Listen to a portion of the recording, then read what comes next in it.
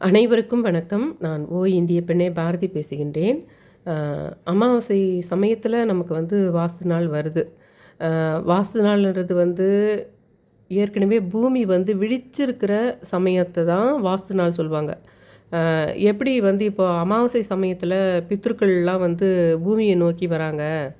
அந்த அமாவாசை இரவு சமயத்தில தான் பித்ருக்களினுடைய ஆத்மாக்களுக்கு பூமிக்கு வர முடியுது. மற்ற சமயத்தில பூமிக்கு அவங்களால வர முடியல அப்படின்ற மாரி ஒரு விஷயம் அ சொல்லப்படுகின்றது. அ அதே மாரி அமாவாசை சமயத்தில நீங்க வாசப்படியில கோலம் போடாதீங்க. மாவிலை கட்டுறது அதுங்கெல்லாம் செய்ய வேணாம். விளக்கு ஏத்துறதா இருந்தா கூட ஃபஸ்ட்டு மூதாதையார்கிட்ட ஏத்திருங்க. அப்படின்னு சொல்றதுக்கு காரணம் என்னன்னா, அது மட்டுமே இல்ல. இப்போ திஷ்டி சுத்தி போறது இதெல்லாம் சில அமாவாசைகளெல்லாம் அந்த உச்சி 12க்கு கரெக்ட்டா அ திஷ்டி சுத்தி போடுவாங்க. அதாவது பூசணிக்காய் உடைக்கிறதோ, அல்லது எலுமிச்சம்பழம் சுத்தி போடுறதோ, இது மாரி விஷயங்கள்லாம் பண்ணுவாங்க. ஆக்சுவலா அந்த மாரி விஷயங்கள கூட எப்படி கோலம் போடக்கூடாதுன்னு சொல்றாங்களோ, எப்படி மாயில கட்டக்கூடாதுன்னு சொல்றாங்களோ, அந்த மாரி தான் அந்த திருஷ்டி சுத்துகின்ற விஷயங்கள். அந்த அ உப்பு யூஸ் பண்ணி நம்மளுக்கு சில தீய சக்திகளை ஒழிப்பதற்காக நம்ப செய்வோம் பார்த்தீங்களா? திருஷ்டிக்காக. அந்த விஷயங்களை நீங்க செய்தால் கூட, அந்த இடத்துக்கு அந்த பித்ருக்களால வர முடியாம போதுன்றது. அ ஏன்னா, தீய சக்திகளை விரட்டுறதுக்காக நம்ப செய்ற விஷயங்கள் அது. ஆனா, அதுக்காக நம்மளுடைய பித்ருக்கள் தீய சக்திகளா? அப்டின்னா அப்டி இல்ல.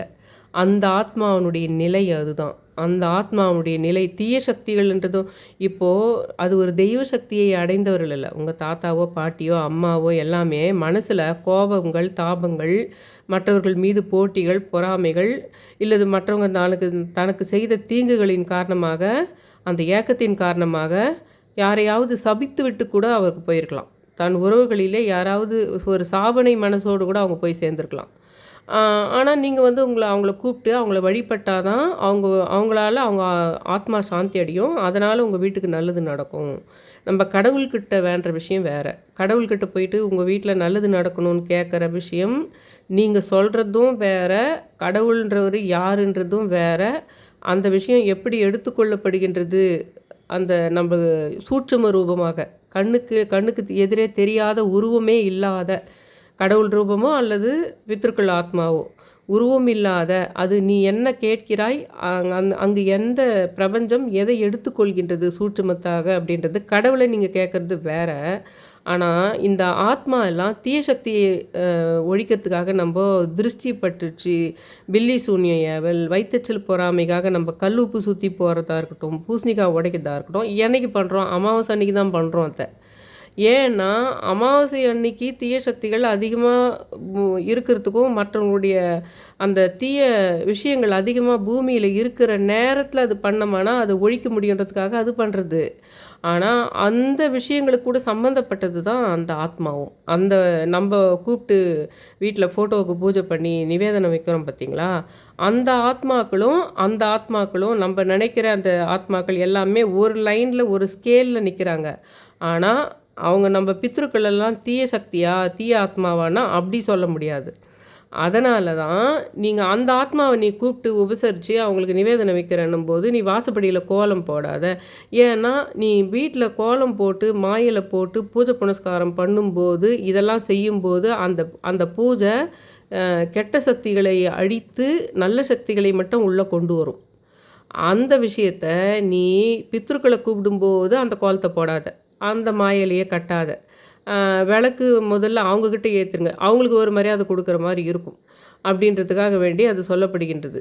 அ அந்த மாரி நீங்க இன்னொரு விஷயம் என்ன புரிஞ்சுக்கணும்னா, அந்த வாஸ்து எப்படி அமாவாசை சமயத்தில இந்த இது பித்ருக்களினுடைய ஆத்மா பூமிய நோக்கி வருதுன்ற மாரி, வாஸ்துன்றதும் ஒரு விதமா உருவகப்படுத்தி வச்சிருக்காங்க. வாஸ்து பகவான் விழித்திருக்கின்ற நேரம், பூமி விழித்திருக்கிற நேரம், பூமிக்குள்ள ஒரு உயிரோட்டம் இருக்குதுன்னு வச்சுக்கங்க. உண்மையிலே உயிரோட்டம் இருக்குது தான். இப்போ சூரியனுன்னா அதுக்கு சில தன்மைகள் இருக்குது. இது சந்திரனுன்னா அதுக்கு சில தன்மைகள் இருக்குது. அதுக்கான ஒரு எனர்ஜி இருக்குது. மனுஷன்னா அதுக்கு ஒரு எனர்ஜி இருக்கிறாங்க இல்லைங்களா? அந்த மாரி சூரியன், சந்திரன் எல்லாத்துக்குமே ஒவ்வொரு டைப் ஆஃப் எனர்ஜி இருக்கு. அது ஒரு மனுஷ ரூபமா சொன்னா தான் உங்களுக்கு ஈஸியா இருக்குதுன்றதுனால தான் நம்ம ஜோதிடத்துலேருந்து எல்லாமே உங்களுக்கு நம்பளுக்கு புரிஞ்ச மாரி சொல்லியிருக்கு. ஆனா, அது செயல்படுத்துற விஷயங்கள் எல்லாம் அப்படிதான் செயல்படுத்தும். நம்ம அன்றாட வாழ்க்கையில நம்மளுக்கு உறவுகள் விஷயத்துலேருந்து, மனசுக்கு சம்மந்தப்பட்ட விஷயங்கள் எல்லாத்தையும் செயல்படுத்துறது அது கிரகங்களா தான் செய்யுது அத. அந்த மாரி பூமியும் ஒரு பிளானெட் தானே! பூமியும் ஒரு பிளானெட் தான். அந்த பூமிக்குள்ள ஒரு உயிரோட்டம் இருக்குது. அது விழிச்சிருக்குது. அந்த சமயத்தில உயிர்ப்போடு இருக்குது. விழிச்சிருக்கிற சமயம் தான் வாஸ்து நாள். அத தான் ஜோதிடத்தில அப்பயே குறிச்சு வாஸ்து நாள் அதுவும் பக்காவா அ விழிச்சிருக்கிற சமயம் காலையில இந்த நேரத்துலேருந்து இந்த நேரத்துலன்னு கேலண்டர்ல போட்டிருக்கும். அந்த நேரத்தில போய் நீ அன்னைக்கு பூஜை பண்ணுறதா இருந்தாலும், வாசக்கால் பூஜை பண்ணுறதா இருந்தாலும் செங்கல் வச்சு பண்ற. இப்போ நாளைக்கு என்ன ஆகுதுன்னா, அமாவாசையும் வருது, வாஸ்தும் ஒண்ணா வருது. இந்த சமயத்தில நீங்க என்ன பண்ணலான்னா, நான் எப்பவுமே சொன்னேன், வீடு கட்டுற உங்கள் விருப்பம் இருக்குதோ, இல்லையோ, ஏற்கனவே ஒரு வீடு வாங்கிட்டீங்க. இல்ல இன்னொரு வீடு வாங்கணும். உங்களுக்கு இன்னும் வேற மாரி இன்னும் பெருசா இன்னொரு வீடு வாங்கணும்னால் கூட, நீங்க என்ன பண்ணுங்கன்னா, எப்பவுமே அந்த வாஸ்து நாள் அன்னைக்கு வாசப்படியில ஒரு சொம்பு வச்சு, அதில பூக்கள் போட்டு, முடிஞ்சா அந்த அந்த சொம்பினுடைய கழுத்த சுத்தி மல்லிகைப்பூ சரம் சுத்தி, அதே மாரி ஈசான மூலையிலயும் ஒரு சொம்பு வச்சு, அந்த இடத்துல ஒரு முடிஞ்சா வாசப்படியில ஒரு விளக்கேத்தி வச்சுட்டு, அந்த இடத்துல கொஞ்சம் நல்லா கும்பிட்டுட்டு, அதுக்கப்புறம் அந்த விளக்கையும், அந்த சொம்பையும் எடுத்து ஈசான மூலையில இருக்கிற இன்னொரு சொம்புகிட்டயே எடுத்துன்னு வந்து வச்சுட்டு, நீங்க அத வந்து வாஸ்து புத்ராய அந்த நமகன்றதோ, இல்ல வாஸ்து ஸ்லோகம் சொல்லியிருக்கேன் இல்லைங்களா? ஆல்ரெடி இல்ல நீங்க நெட்ல போய் தேடுனாலும் இருக்கும். ஆ அந்த வாஸ்து புத்ராய தேவிகின்ற கொள்ளையில அந்த இதுவும் சொல்லலாம். இல்ல இன்னும் பெருசாவே உங்களுக்கு தெரியும். வாஸ்து ஸ்லோகம் நெறைய நெட்ல பார்த்து கூட எடுத்துக்கிறீங்க. அந்த ஒரு டைமிங் அவங்க போட்டிருக்கிற 1/2 மணி நேரமோ, 1 ஹவர் படிக்கிறீங்கன்னு கூட படிங்க. அத பத்தி பரவால்ல. அந்த மாரி செய்யறதோட நாளைக்கு அமாவாசை கூட பித்ருக்கள் வர சமயத்தில அது செய்யறது கூட, இந்த கோயில்லலாம் இந்த வீடு வாங்கணும், வீடு கட்டணும்னா, நீங்க சிறுவாபுரியிலலாம் போனா, சிறுவாபுரி போனாலோ, இல்ல நெறைய கோயிலுங்கள்ல போனா இப்போ கல்லுங்கள எடுத்து ஒண்ணு மேல ஒண்ணு அடுக்கி இருப்பாங்க பார்த்தீங்களா? கல்லுங்க மேல இத நான் வந்து ஒவ்வொரு வாஸ்து சமயத்திலேயே கூட பண்ண சொல்லலான்ட்டுருக்கிறேன். ஆனா, நாளைக்கு வந்து நீங்க இந்த பித்ருக்கள வணங்குறீங்க பார்த்தீங்களா? பித்ருவ வந்து நீங்க ஏதாவது ஒரு நிவேதனம் வச்சு இது காலையில அந்த வாஸ்து சமயத்தில இது முடிச்சுடுங்க. எப்பவுமே நான் சொல்றது உங்களுக்கு அந்த சொம்பு வச்சு பண்றது. ஆ இது வந்து அந்த பித்ருக்களுக்காக நீங்க ஒரு படையல் போடுறீங்க பார்த்தீங்களா? அந்த படையல் போடும்போது, அந்த சமயத்தில நீங்க கூழாங்கல் மாரியோ, இல்ல எதனா குட்டி குட்டி செங்கல் மாரியோ எடுத்துன்னு வந்து நிவேதனம்லாம் போட்டுட்டு, அந்த பித்ருக்கள் கிட்டயே நாங்க வீடு வாங்கணும், இல்ல வீடு கட்டணும், இல்ல நிலம் வாங்கணும், அப்படி எந்த வேண்டுதலையும் சொல்லிட்டு, அந்த பித்ருக்கள் முன்னாடியே அந்த நிவேதனம் போட்டிருக்கீங்க இல்லைங்களா? அங்க நிவேதனம் போட்டு அதுக்கு முன்னாடியே ஒரு பேப்பர் போட்டோ, இல்ல அந்த கூழாங்கல் மாரி நல்லா இருந்தா கிளீனா கழுவி வச்சுக்குங்க முன்கூட்டியே. இல்ல கல்லு மாரி ஏதாவது உங்களுக்கு கிடைச்சது. ஒரு 4, 5 கல் இருந்ததாலே ஒண்ணு பக்கத்துல பக்கத்துல வச்சு நீங்க கோயில்லலாம் பார்த்துருப்பீங்க. குட்டியா வீடு கட்டுறது. ஒரு பக்கத்துல பக்கத்துல 2 கல் வச்சு அது மேல மேல பசங்கள்லாம் சின்ன சின்ன இது வச்சு இது ஃபிக்ஸ் பண்ற பொம்மைங்கள்லாம் பண்றாங்க இல்லைங்களா? அந்த மாரி தான். குட்டி குட்டி கல்லு ஒரு 4, 5 கட்சா வாஷ் பண்ணி கூட வச்சுக்கிட்டு, நீங்க அந்த படையல் போட்ட இடத்துக்கு கொஞ்சம் பக்கத்துல அந்த பித்ருக்கள் நீங்க எந்த உங்க வீட்டினுடைய மூதாதையர்கள ரொம்ப நீங்க வணங்கி, இந்த அமாவாசை படையல் போடுறீங்களோ, அந்த கற்பூர ஆரத்தி காட்டின பின்னாடி, இந்த கல்லு ஒண்ணு மேல ஒண்ணு பக்கத்துல பக்கத்துல வீடு கட்டுற மாரி கோயிலுங்களெல்லாம் கட்டி நான் வீடு வாங்கணும்னு பண்ணிட்டு வராங்க பாருங்க. கல்லுங்கள ஒண்ணு மேல ஒண்ணு வச்சு. அந்த மாரி செஞ்சு ஏன்னா சிலது கண் பார்வைக்கு நேரா பண்ணா புரிஞ்சுக்க முடியும். இப்போ கோலம் போடாதீங்க அப்படின்னு சொல்றது மூலமா என்னன்னா, இன்னைக்கு நம்ப வரோம் அதனால கோலம் போடல. கோலம் போட்டா எங்களுக்கு வந்து அ எங்கள எங்கள வர வைக்கிறதுக்கு நாங்க இதுவா இருக்குது. ஏன்னா இப்படிப்பட்ட சக்திகள தூரம் ஒதுக்குற மாரி இருக்குது அந்த கோலம். ஒண்ணு அது வேறு விதமான ஆத்மாக்களை தூரப்படுத்துகின்ற விஷயமாவும் அந்த கோலமும் இருக்குது, சாம்பிராணி புகையும் இருக்குது, அந்த மா இலையும் இருக்குதுன்றதும் ஒண்ணு. அதே சமயத்தில அது செலிப்ரேட்டிங் மோடா இருக்குது. இப்பல்லாம் நம்ம செலிப்ரேட்டிங் வேற மாரி பண்றோம். எலக்ட்ரானிக்ஸ் லைட்டுங்களையும், இதுலயும் வச்சு நம்ம வேற மாரி பண்றோம். ஆனா அப்படி இல்ல. அந்த காலத்துலேருந்தே செலிப்ரேட்டிங் எப்படி இருக்குதுன்னா, கோலம் போடுறது, பூக்கள் இருக்கிறது, அதெல்லாம் பார்த்தா வீட்ல ஜாலியா செலிப்ரேட் பண்ணிட்டு இருக்காங்க. இன்னைக்கு ஒரு வீட்ல வயோதிகர் ஒருத்தர் உட்கார்ந்துட்டு இருக்கிறாரு. அவரு வீட்லயோ இல்ல வேறு ஏதோ ஒரு துர்க்கமான ஒரு நாளா எங்கேயோ இருக்குது. ஆனா வீட்ல எல்லாரும் பார்ட்டி பண்ணிக்கிட்டு இருந்தா எப்படி இருக்கும்? மனசு கஷ்டமா இருக்கும். அந்த மாரி அந்த ஆத்மாக்கள் புரிஞ்சுக்க கூடாது. இன்னைக்கு நம்ப வந்து அமாவாசை நம்ப வருவோம். நமக்காக நம்மளுடைய நெனச்சு இவங்க கஷ்டப்படாம, இவங்க ஏதோ கோலம் போட்டு பூ வச்சு, ஏன்னா அதுக்கு தெரிஞ்சது அதுதான் செலிப்ரேட்டிங். கேக் வெட்டி செலிப்ரேட் பண்ணுறதுன்றது, நீ கோலம் போட்டுட்டு நீ ஏதோ ஒரு ஜாலி மோடில் நீ இருக்கிற. அப்போ நீ அவங்க நினப்பில் இல்லை, அந்த ஆத்மாவை நீ நினைக்கல. அந்த ஆத்மாவை நினச்சி அமாவாசை அதுவுமா நீ உங்கள் அப்பாவையோ அம்மாவையோ தாத்தாவையோ இவங்க வீட்டு ஆட்களையோ நீ வந்து வணங்க வேண்டிய மனசில் விருப்பம் இருக்காது. ஆனால் அவங்கள அந்த இந்தியாவை பொறுத்த வரைக்கும் அந்த கணவனின் உறவினர்களை நீ தான் வழிபட வேண்டிய அவசியம் இருக்குது. அந்த மாதிரி ஏற்படுத்திட்டாங்க. இப்போ நம்ம அது வந்து ஃபெமினிசம் பேசுகிறதோ இல்லை உமன் எம்பவர் பற்றி பேசுகிற சந்தர்ப்பத்தில் இல்லை. இது கொஞ்சம் நீங்கள் சூட்சுமமாக புரிஞ்சுக்கணும். எனக்கும் கூட வந்து ஒரு பெண்கள் எந்த அளவுக்கு அடிமைப்படுத்தப்படுறாங்க, பெண்கள் எந்த அளவுக்கு பின்னுக்கு தள்ளப்படுறாங்க, அவங்கள வந்து ஃப்ரீயாக விட்டுருந்தா அவங்க எவ்வளோ சாதனைகள் படைச்சிருப்பாங்கன்னு எனக்கும் தான் இருக்குங்க. ஆனாலும் சில விஷயங்களை நம்ம வந்து ரொம்ப நோண்டி பார்க்கக்கூடாது, ரொம்ப நோண்டி பார்க்கக்கூடாது. இல்லைன்னா அது நமக்கே ஆப்பாகும். அது ஏற்படுத்திட்டாங்க. அதனால் அந்த ஆத்மாவுக்கு இதெல்லாம் சொன்னால் புரியாது. நான் ஃபெமினிசம் இது பண்ணுறேன், நான் உமன் எம்பவரில் இருக்கிறேன், நான் வேறு மைண்ட் செட்டில் இருக்கிறேன், அதெல்லாம் முடியாதுன்னு சொன்னால் அது அதனுடைய வேலையை மட்டும் பார்த்துட்டு போகும். அந்த ஆத்மா என்ன வேலையை பார்க்கணுமோ அந்த வேலையை அது பார்த்துட்டு போயிடும். அதனால் நான் என்ன சொல்கிறேன்னா, அந்த ஆத்மாக்கள் அது கணவன் வீட்டவனுடைய உறவுகளாக இருக்கலாம். அந்த உறவுகள் உங்ககிட்ட அன்பாக இருந்திருக்கலாம், இல்லாது போயிருக்கலாம்.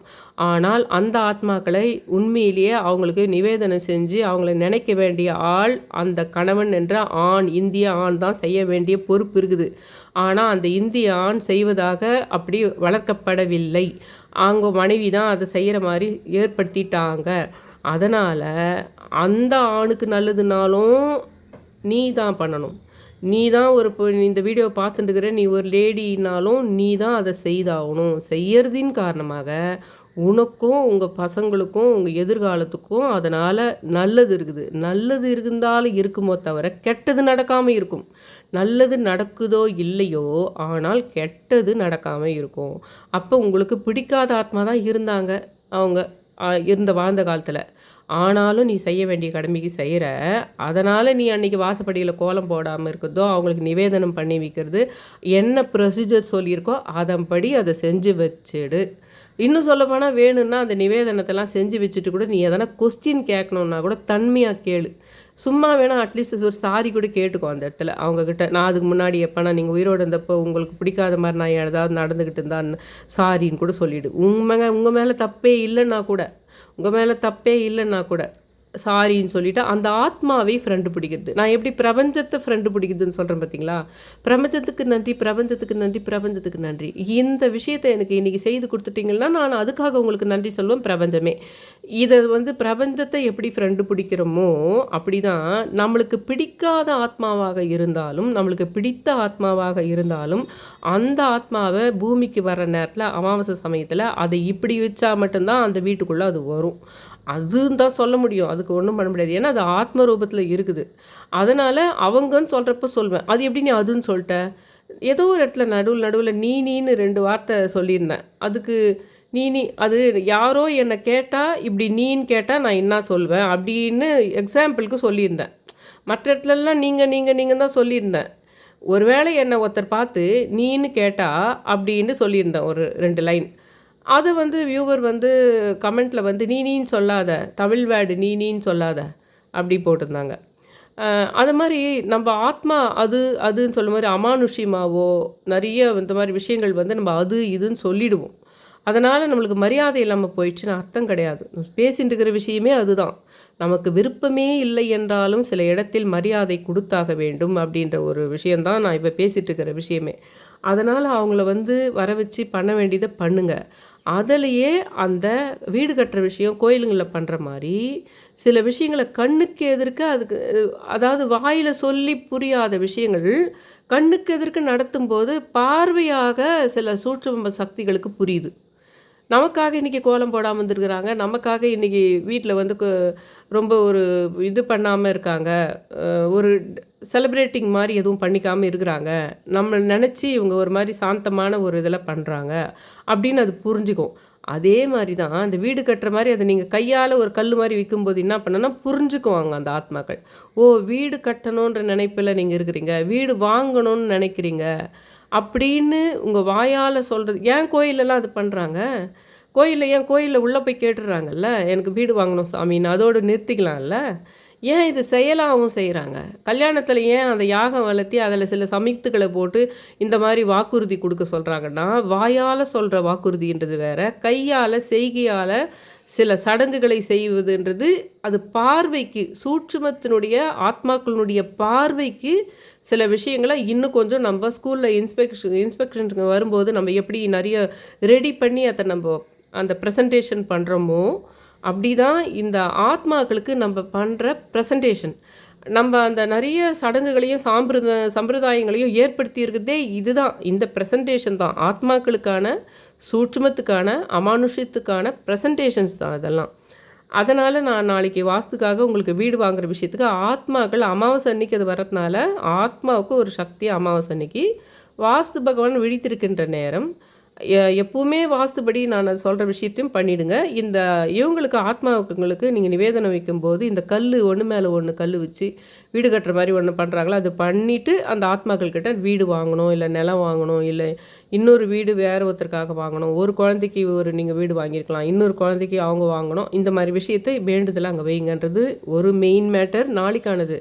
அதேமாரி ஆயில்ய நட்சத்திரம் வரும்போதெல்லாம் நான் தம்ப்நெயிலே ஃபோட்டோ பார்த்துருவேன். அதை பார்த்து பார்த்து பார்த்து உங்கள் மைண்டில் பதிஞ்சு போகணும். மாதம் மாதம் ஆயில்யம் வந்தாலே அகஸ்தியர் ஆயில்ய நட்சத்திரத்தில் பிறந்தார்.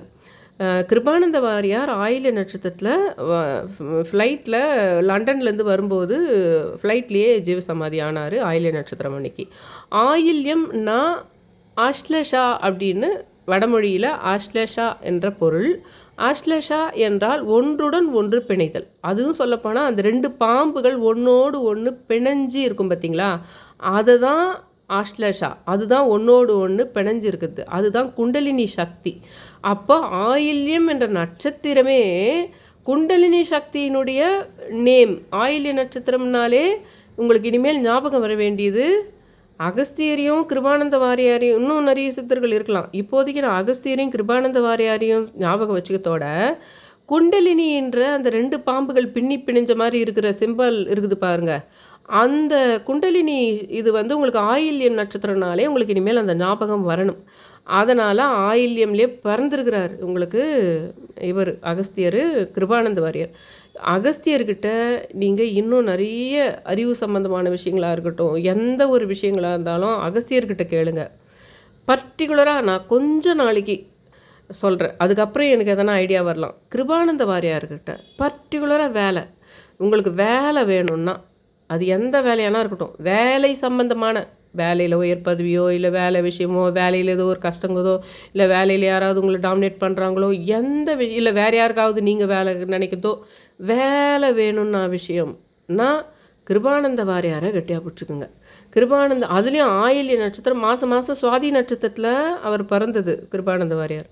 ஆயில்ய நட்சத்திரத்தில் இது அதுலேயும் ஒரு விஷயம் தெரியுங்களா, கிருபானந்த வாரியாருடைய பிறந்த மாதம் ஆவணி மாதம்தான். அவருடைய பிறந்த date of birth English date of birth 25th. ஆனால் இந்த மாதம் ஆவணி மாதத்தில் வர சுவாதி நட்சத்திரம் தான் அவருடைய ஜெயந்தி நாள். ஆனால் ஆயில்யம் நட்சத்திரம் மட்டும் ஐப்பசி மாதத்தில் வந்த ஆயில்ய நட்சத்திரம் தான் அவருடைய ஜீவசமாதி நாள். அதனால் ஞாபகம் வச்சுக்கோங்க, இது ரொம்ப ரொம்ப இம்பார்ட்டண்ட். நான் முக்கியமாக அந்த ஒவ்வொரு மாதமும் நான் இந்த தம்ப்நெயிலில் போட்டு உங்கள் மைண்டில் அட்வர்டைஸ்மெண்ட்டில் எப்படி மைண்டில் பதிய வச்சிடுறாங்களோ அந்த மாதிரி ஆயில்யம் நட்சத்திரத்துனா என்னது, குண்டலினி சக்தி ஒன்றோடு ஒன்று பிணைதல், அகஸ்தியர் கிருபானந்த வாரியார் அப்படின்றத உங்களுக்கு அந்த விஷயத்தையும் இது கூடவே இந்த வீடியோவிலே போடுறேன். ஏன்னா நேற்று நான் வீடியோ போடல, அதனால் இந்த 2 மேட்டரையும் இதிலேயே போட வேண்டியதாக போயிடுச்சு. அதனால் தயவு செஞ்சு என்னுடைய சேனலை சப்ஸ்கிரைப் பண்ணி ஷேர் பண்ணி ஒரு 4-5 பேருக்கு ஷேர் பண்ணி அந்த ஆளுன்ற நோட்டிஃபிகேஷன் பெல் பட்டன், ஏன்னா நிறைய வியூவர்ஸ் போடுறாங்க 6 மாதத்துக்கு அப்புறம் இன்றைக்கி தான் எனக்கு நோட்டிஃபிகேஷனே வருது அப்படின்னா, அப்போ நிறைய பேர் நோட்டிஃபிகேஷன் வந்தால் மட்டும்தான் பார்க்குறீங்க. நிறைய பேர் அவங்களே போயிட்டு டெய்லி என்னுடைய சேனல் போயிட்டு இன்றைக்கி ஏதாவது போஸ்ட் பண்ணிக்கிறான்னு பார்க்குறவங்க நிறைய பேர் இருக்காங்க. ஆனால் தானாக நோட்டிஃபிகேஷன் வந்தால் தான் பார்க்குறவங்க நிறைய பேர் இருக்காங்க. அது ஏன்னா டெய்லியே நான் போடுறேன்றதே அவங்களுக்கு தெரியாமல் இருக்குது. நோட்டிஃபிகேஷனே காட்ட மாட்டேங்குது யாருக்கும். ஏன்னா நீங்கள் அந்த ஆளுன்ற நோட்டிஃபிகேஷனே ப்ரெஸ் பண்ணல. எனக்காக கொஞ்சம் அந்த 60% பேர் இன்னும் சப்ஸ்கிரைப் பண்ணவே இல்லை. தயவு செஞ்சு சப்ஸ்கிரைப் பண்ணுங்கன்னு ரொம்ப ரொம்ப ரிக்வெஸ்ட் பண்ணி கேட்டுக்கிறேன். Thank you all.